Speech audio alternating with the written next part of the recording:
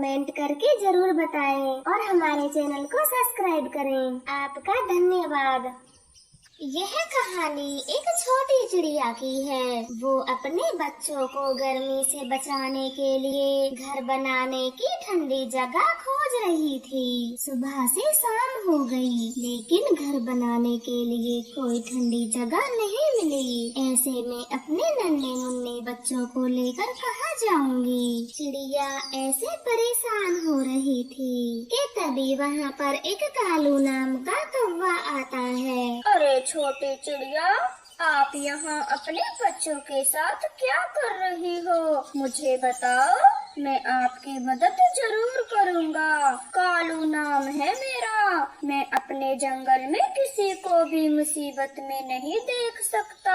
कालू भैया, मैं इस जंगल में सुबह से भटक रही हूँ, लेकिन अभी तक घर बनाने को कोई ठंडी जगह नहीं मिली। अगर रात बिताने को कोई किराए का घर मिल जाए तो आपकी बड़ी कृपा होगी। किराए का घर? मेरे होते हुए आपको किराए के घर में रहने की क्या जरूरत? आप अपने बच्चों को लेकर मेरे साथ मेरे घर चलो। आप कितने नेक दिल पक्षी हैं, वरना मुझे लगा था कि मेरे नन्हे मुन्ने बच्चों को बिना घर के ही सोना पड़ेगा। ऐसे बातें कर चिड़िया अपने बच्चों को लेकर कालू कौवे के साथ उसके घर चली जाती है। कालू जी, एक साथ 4-4 बच्चे कहाँ से पकड़ लाए और इनके साथ इनकी मम्मा को क्यों लाए हो? गोरी, ये चिड़िया हमारे जंगल में नई आई है और किसी को भी नहीं जानती। रहने के लिए खुद का घर भी नहीं है इसके पास, तो मैं अपने साथ ले आया हूँ। कालू जी, ये तो आपने बहुत अच्छा किया जो इन्हें आप यहाँ ले आए। मैं अभी जाकर ये खुशखबरी चील को देकर आती हूँ। आप तब तक इनका खूब ख्याल रखें। ऐसे कहकर गोरी कौवे वहाँ से चील के घर चली जाती है। अब यहाँ खाली हाथ क्यों आई हो? ठीक से सुना नहीं था कि अगर खाली हाथ मेरे पास आई तो मैं तुझे ही मार कर खा जाऊंगी। चील जी, मुझे अकेले को खाने से क्या होगा? मैं तो आपके लिए 4-4 बच्चों का जुगाड़ करके आई हूँ। क्या कहा? 4-4 बच्चे, वो भी मेरे लिए? देखो गोरी कौवे, ये मजाक का समय नहीं है। मेरा दिमाग पहले से ही खराब है। कहीं तो झूठ तो नहीं बोल रही? झूठ बोलूं तो मेरी जुबान ही चल जाए। मैं तो सच में आपके लिए 4 बच्चे पकड़ कर लाई हूँ। आप बस मेरा इनाम तैयार रखना तो ठीक है। अब उन 4 बच्चों को जल्दी से मेरे पास भेज दो और ये लो तुम्हारा इनाम। पहले से 2 गुना ज्यादा है। गोरी कौवी वो धन की पोटली लेकर अपने घर आती है और कालू कौवे को दे देती है। कालू जी, अब जल्दी से बच्चों को चील के पास भेजने की तैयारी करो। मैं इनकी पूरी रकम ले आई हूँ। गोरी, चिड़िया को पहले सो जाने दो, तभी हम एक एक करके सारे बच्चों को चील के पास छोड़ आएंगे। हाँ कालू जी, पहले चिड़िया को सो ही जाने देते हैं, वरना जागते हुए तो वो अपने बच्चों को कहीं नहीं ले जाने देगी। वो दोनों ऐसी बातें कर रहे थे कि चिड़िया उनकी बातों को कान लगाए सुन रही थी। हे भगवान, ये दुष्ट कौवे तो बहुत बदमाश निकले। मेरे बच्चों को चील को खिलाना चाहते हैं। मैं अपने बच्चों को कहीं नहीं ले जाने दूंगी। अब तो मुझे पूरी रात जागना होगा। ऐसे सोचकर चिड़िया अपने बच्चों के पास ही टकटकी लगाए बैठ जाती है। कालू गोरी देर रात होने पर चिड़िया के घोंसले के पास आते हैं। चिड़िया को जागते हुए देख वे दोनों चौंक जाते हैं। अरे छोटी चिड़िया, आप अभी तक सोई नहीं? अगर कोई परेशानी है तो हमें बताओ, हम आपकी मदद जरूर करेंगे। नहीं कालू भैया, मुझे कोई परेशानी नहीं है, बस मुझे नींद नहीं आ रही थी, तो मैं अपने बच्चों के पास ही बैठ गई। ऐसे बैठे बैठे तो आपकी तबीयत खराब ही हो जानी है। अब आप सो भी जाओ। गौरी बहन, जब मुझे नींद आएगी तब मैं सो जाऊंगी। वैसे आप दोनों अभी तक क्यों जागे हो? अरे हम दोनों तो सोने ही जा रहे थे कि तभी आपको देखने आ गए कि कोई परेशानी तो नहीं है। चलो गौरी, अब सोते हैं। चिड़िया बिल्कुल ठीक है। ऐसे कहकर वे दोनों अपने घोंसले में चले जाते हैं और चिड़िया भी राहत की सांस लेती है। बस कल सुबह तक मुझे अपने बच्चों का ख्याल रखना होगा। सुबह होते ही मैं यहाँ से चली जाऊंगी। कालू जी, मैंने आज रात का वादा किया है चील से बच्चे भेजने का। अगर बच्चे नहीं भेजे तो चील बहुत गुस्सा होगी। गौरी, हम चिड़िया को देखते रहेंगे। जैसे ही चिड़िया सोती है हम तुरंत ही बच्चों को उठा लेंगे। इस तरह से वो दोनों बार बार चिड़िया को छुपकर देखने लगते हैं, लेकिन चिड़िया तो सो ही नहीं रही थी। कालू जी, मुझे तो बहुत नींद आ रही है। आप ही चिड़िया के सोने का इंतजार करें, तब तक मैं थोड़ा सो लेती हूँ। गौरी, नींद तो मुझे भी आ रही है, पर पता नहीं ये चिड़िया कब सोएगी। ऐसे बातें करते हुए वो दोनों तो सो जाते हैं, लेकिन चिड़िया तो एक पल के लिए भी नहीं सोती और सुबह हो जाती है। गौरी, मुझे तो लगता है चिड़िया रात भर नहीं सोई। हाँ कालू जी, मुझे भी ऐसा ही लगता है, परंतु अब आप चिंता ना करें। ये चिड़िया अपने चारों बच्चों के लिए दाना लेने तो जरूर जाएगी। तब तक हम इसके बच्चों को चील के पास पहुंचा देंगे। अब वो दोनों चिड़िया के जाने का इंतजार करने लगते हैं। इधर चील को गौरी कव्वी पर बहुत गुस्सा आ रहा था।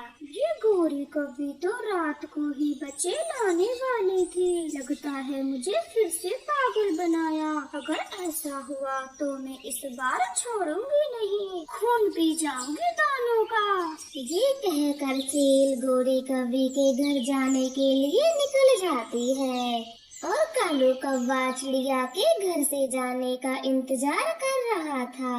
चिड़िया, आप बेफिक्र होकर भोजन लेने जाओ। मैं आपके बच्चों का पूरा ध्यान रखूंगा।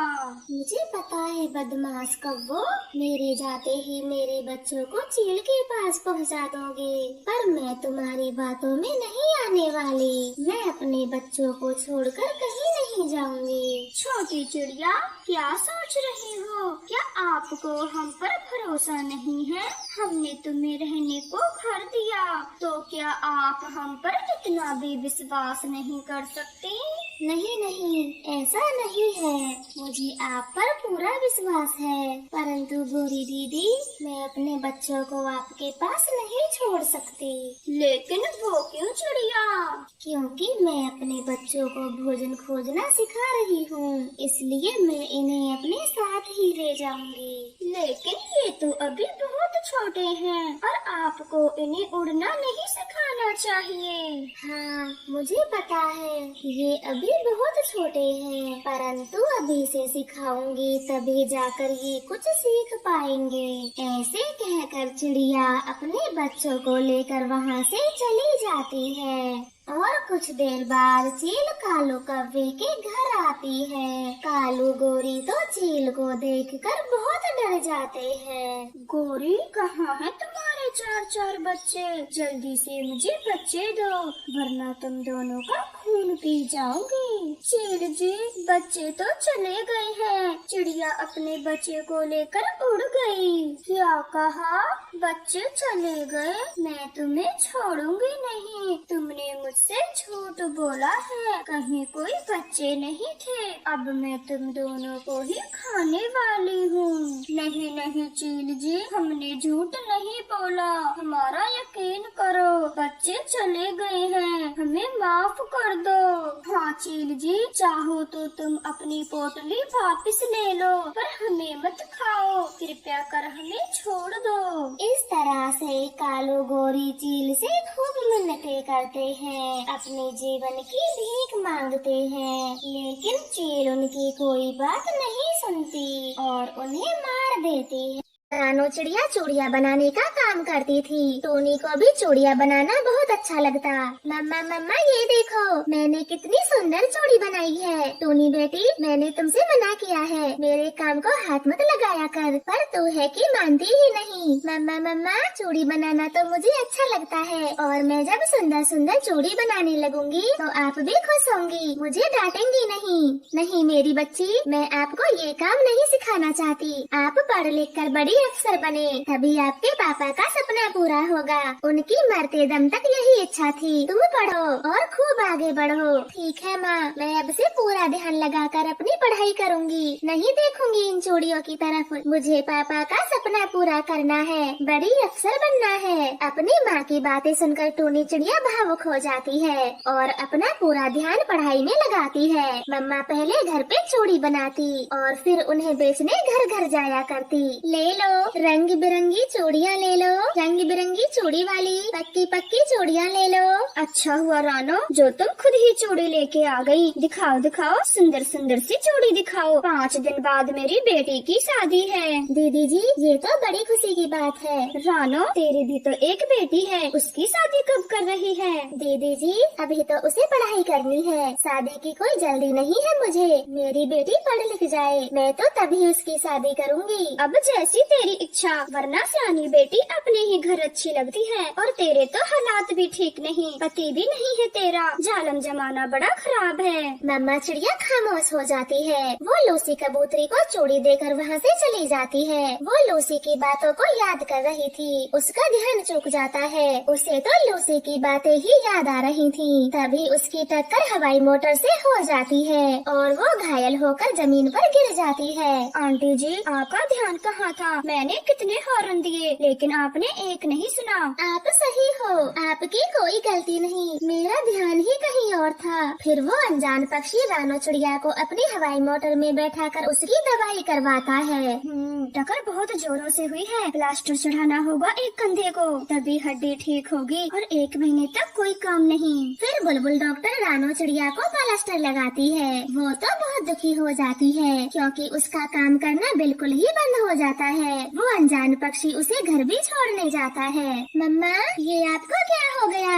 आपको चोट कैसे लगी? टोनी बेटी, घबराने की कोई बात नहीं, जरा सी चोट लगी है, 1 महीने में ठीक हो जाएगी। और बेटा, आप बाहर क्यों खड़े हो? अंदर बैठो। नहीं नहीं आंटी जी, मैं चलता हूँ, पहले ही मुझे काफी देर हो गई, आप अपना ध्यान रखना, मैं अब चलता हूँ। ऐसे बोलकर अमीर पक्षी वहाँ से शर्माता हुआ चला जाता है, क्योंकि उसे टोनी चिड़िया बहुत अच्छी लगी थी। उस आंटी की बेटी कितनी सुंदर थी, जी तो कर रहा था मैं रुक जाता वहीं। ऐसे वो अमीर चिड़ा पक्षी टोनी को बार बार याद कर रहा था। कुछ समय बीत जाता है। मुझे आंटी के घर का पता मालूम है, मैं उनके घर चला जाता हूँ। नहीं नहीं टुन्नू, वो तेरे बारे में क्या सोचेंगी, मैं नहीं जाऊँगा। अरे मैं चला ही जाता हूँ, उनकी हालत के बारे में पूछ लूँगा। हाँ ये ठीक है। अरे घर में तो सब कुछ खत्म हो गया, अब मम्मा के लिए भोजन कहाँ से बनाऊँ? मेरे पास तो पैसे भी नहीं है जिससे मैं कुछ मंगा सकूं। टोनी बेटी, क्या हुआ? तुम ऐसे चुपचाप क्यों बैठी हो?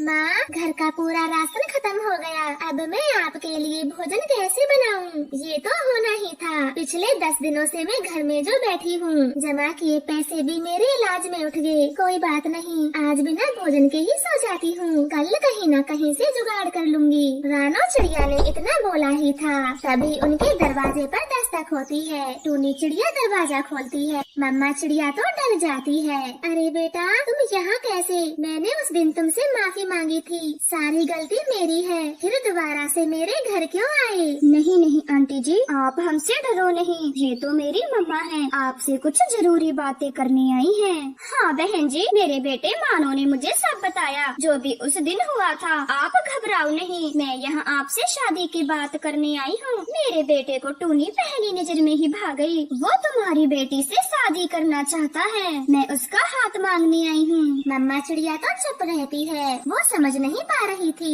कि वो क्या बोले। फिर टोनी ही बोलती है, देखें आंटी जी, आप बहुत अच्छे पक्षी हो, जो अमीर होते हुए भी हम गरीबों के घर आए, लेकिन मैं अभी शादी करना नहीं चाहती और मेरी माँ की भी यही इच्छा है। आंटी जी, मैं बहुत अच्छा पक्षी हूँ, मैं आपके बेटे को हमेशा खुश रखूंगा। टोनी बेटी, आप घर के अंदर जाओ और मेहमानों के लिए चाय नाश्ता बनाओ। मम्मा चिड़िया लड़के पक्षी वालों से बात करती है, बहन जी, टोनी अभी बच्ची है, उसकी बातों का बुरा न मानना, मुझे ये रिश्ता मंजूर है। एक माँ को और क्या चाहिए, बस उसकी बेटी अच्छे परिवार में चली जाए और कुछ नहीं। ठीक है, तो अब ये रिश्ता पक्का हुआ, हम जल्द ही टोनी को ब्याह के ले जाएंगे। ऐसे रिश्ता पक्का कर दोनों माँ बेटा वहाँ से चले जाते हैं। मम्मा चिड़िया अपनी बेटी को समझाती है, मम्मा आप तो हमेशा मुझे पढ़ाना चाहती थी, बड़ा अफसर बनाना चाहती थी, फिर अब क्या हो गया जो मेरे बिना पूछे मेरी शादी तय कर दी? हाँ मेरी बेटी, मैं यही सब चाहती थी, मगर इतने अच्छे रिश्ते को घर आए लौटा भी तो नहीं सकती थी। ऐसे समझाकर मम्मा चिड़िया अपनी बेटी की शादी मानो चिड़ी से कर देती है।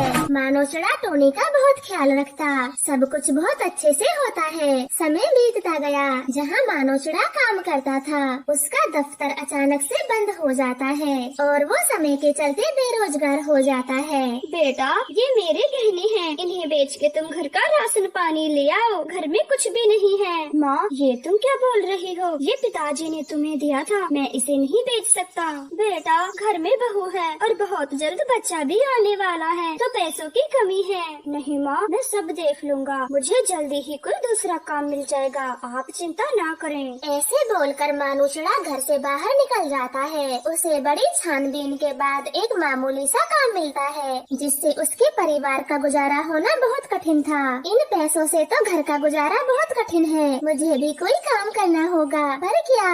हाँ, मुझे चूड़ियाँ बनाना आता है, मैं चूड़ी बनाकर बेचा करूँगी, मम्मा से सीखा था। फिर टोनी चिड़िया चूड़ी बनाने का काम शुरू करती है, उसकी सास भी उसका हाथ बटाती। धीरे धीरे टोनी की चूड़ियों का काम अच्छे से चलने लगा था। बेटा, तू अपना काम करना छोड़ दे और बहू के साथ चूड़ियों का काम कर, ये बहुत अच्छा काम है। हाँ माँ, पूरा दिन मेहनत करने के बाद थोड़े से पैसे मिलते हैं मुझे, मैं भी चूड़ियों का ही काम करूँगा। फिर मानो चिड़ा भी चूड़ी बनाने का काम सीख लेता है। उनका घर घर चूड़ी बेचने का काम पूरे में फैलता गया। वो अपनी चूड़ियों की दुकान भी खोल लेते हैं। धीरे धीरे वो बहुत अमीर पक्षी बन जाते हैं। अरे बहन जी, आप तो बहुत अमीर हो। मानो चिड़े ने ऐसा कौन सा काम सीख लिया? टोनी ने बताया था, उनका पहला वाला काम छूट गया था। रानो बहन जी, सब आपकी बेटी का कमाल है। अगर वो घर से चूड़ी बनाने का काम नहीं करते तो आज हम चूड़ी कंपनी के मालिक नहीं होते।